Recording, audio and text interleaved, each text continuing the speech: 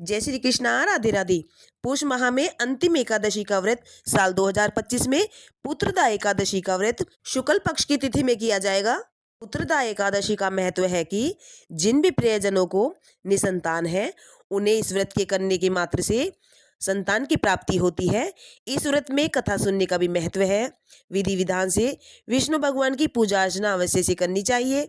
आइए अब जानेंगे कौन सी तिथि में एकादशी का व्रत किया जाएगा। 31 तारीख में एकादशी का व्रत किया जाएगा बुधवार के दिन, और 1 तारीख में यानी 1 जनवरी के दिन व्रत का पारण किया जाएगा। इसके साथ ही इसी दिन 1 तारीख में बृहस्पतिवार के दिन सूर्य उदय के उपरांत ही व्रत का पारण किया जाएगा, और दान दक्षिणा ब्राह्मणों को दे करके उनसे आदर सहित आशीर्वाद प्राप्त करें। सुबह स्नान दे से निर्मित होकर के स्वच्छ वस्त्र धारण करें। इसके साथ ही तुलसी दल भोग में अर्पित करें, और एकादशी के दिन सात्विक भोजन ही ग्रहण किया जाता है। तुलसी दल फलों का भोग लगाएं, विष्णु भगवान की पूजा अर्चना करें। आइए अब सुनते हैं पौष मास में शुक्ल पक्ष में पुत्रदा एकादशी के व्रत में सुनी जाने वाली बहुत ही पौराणिक कथा है।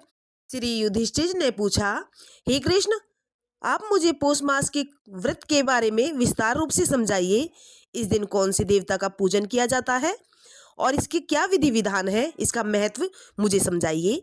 इस पर श्री कृष्ण भगवान बोले, हे राजन, पौष मास में कृष्ण पक्ष की एकादशी का नाम पुत्रदा एकादशी है। इसका व्रत पूजन विधि विधान से अगर भक्तजन करते हैं, और इस व्रत में नारायण भगवान की पूजा अर्चना विधि विधान से की जाती है, इसके पुण्य से मनुष्य तपस्वी, विद्वान और लक्ष्मीवान बन जाता है।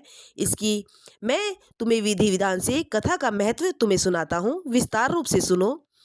भद्रावली नगरी में सुकेतु नाम राजा राज्य करता था। वह निपुत्र था। उसकी स्त्री का नाम शेव्या था।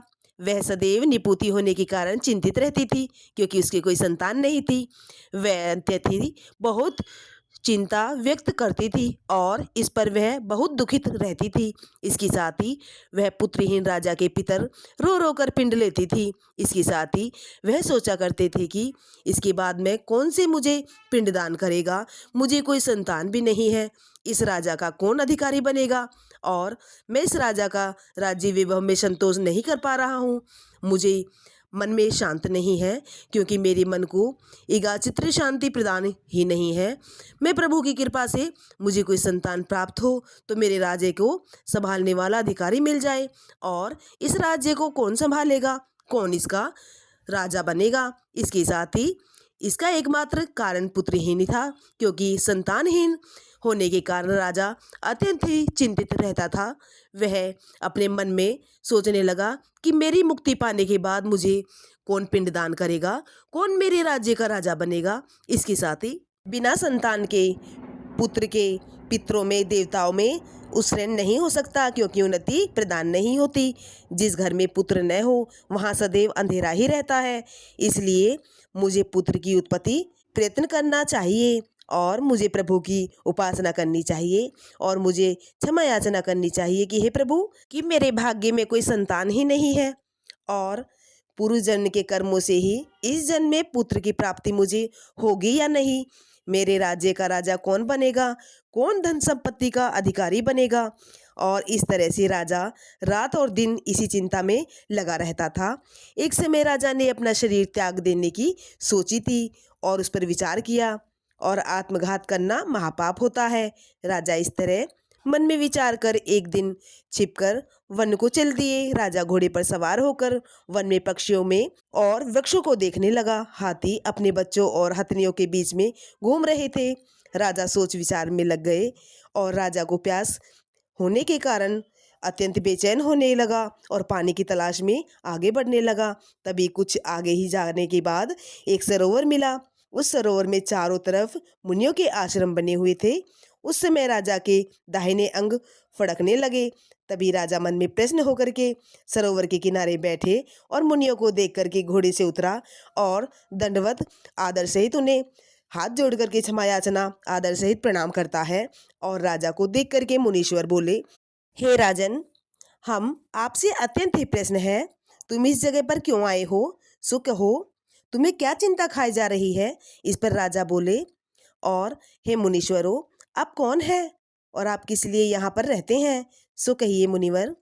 वे मुनिवर कहते हैं कि हमारा यहाँ पर आश्रम है और हम यहीं पर रहते हैं, यहीं हमारी तपस्या होती है और यहीं पर हम पूजा विधि करते हैं और यहीं पर हमारा घर शिवालय सब कुछ यहीं पर है, इसलिए हम यहीं पर विराजमान रहते हैं।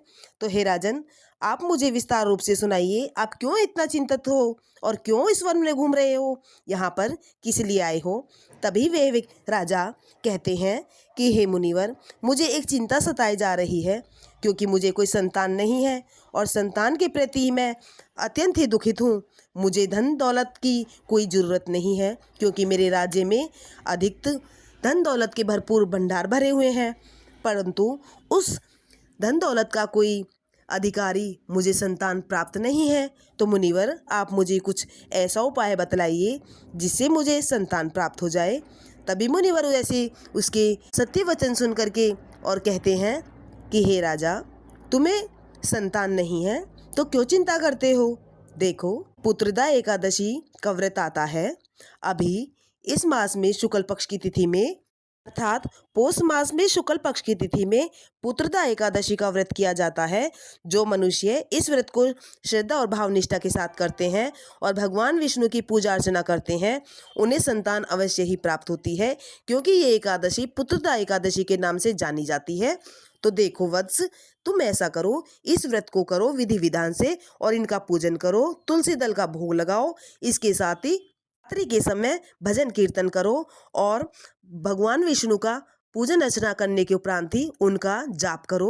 ओम नमो भगवते वासुदेवाय का मंत्र जाप करते हुए प्रभु की उपासना करो। फिर देखो तुम्हें भगवान की कृपा से संतान प्राप्त कैसी होती है।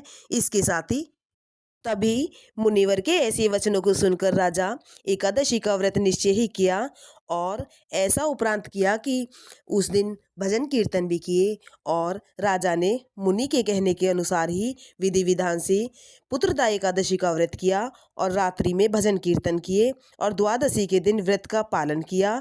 मुनियों को शतप्रगत याचना करके प्रणाम किया और उनका नाम लेते हुए उन्होंने पुत्रदा एकादशी का व्रत करने के उपरांत ही ब्राह्मणों को आदर सहित भोजन कराया और विधि विधान से राजा ने व्रत का पालन किया। इसके साथ ही वह राजा अपने राज्य में प्रभु की उपासना करता रहा। तभी क्या होता है कि राजा की जो रानी थी वह गर्भधारण से हो जाती है और 9 महीने बाद पश्चात ही उसे पुत्र की प्राप्ति होती है और राजकुमार के होने के उपरांत ही वीर, धनवान, यशवी, प्रजापालक पुत्र की प्राप्ति राजा को हो जाती है। इसके साथ ही भगवान श्री कृष्ण बोले, हे राजन, पुत्र की प्राप्ति के लिए पुत्रदा एकादशी का व्रत करना और भगवान विष्णु की पूजा अर्चना करना विधि विधान से जो मनुष्य करता है उसके समस्त पाप नष्ट हो जाते हैं। और इस पुत्रदा एकादशी के करने उपरांत से ही जिस व्यक्ति को संतान नहीं है उसे संतान प्राप्त हो जाती है। और इस करने मात्र से इस एकादशी का इतना महत्व है कि जो भी व्यक्ति श्रद्धा और भावनिष्ठा के साथ करते हैं उन्हें पुत्र की प्राप्ति अवश्य से होती है, क्योंकि इसका नाम पुत्रदा एकादशी है। एकादशी का व्रत जो भी मनुष्य श्रद्धा और भावनिष्ठा के साथ करता है, अर्थात इस कथा का महात्म्य सुनता है, अर्थात दूसरों को सुनाता है, उसे स्वर्ग की प्राप्ति अवश्य से होती है।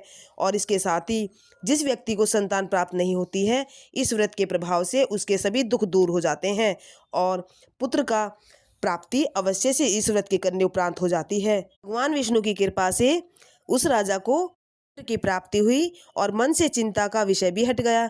इसके साथ ही इस कलयुग में संयोग पुत्र प्राप्ति का उत्तम साधन और पुत्रदा एकादशी का व्रत अत्यंत ही प्रभाव शक्तिशाली है। मान्यता है कि पुत्रदा एकादशी के करने मात्र से मनुष्य को संतान की प्राप्ति अवश्य से होती है और दान दक्षिणा देकर के ब्राह्मणों को आदर सहित से अपने घर से भोजन खिला करके उनसे आशीर्वाद प्राप्त करें। इसके साथ ही पुत्रदा एकादशी की कथा पूर्ण होती है। अगर ये वीडियो आपको पसंद आई हो तो वीडियो को लाइक करें, सब्सक्राइब करें, शेयर करें, कमेंट अवश्य करें।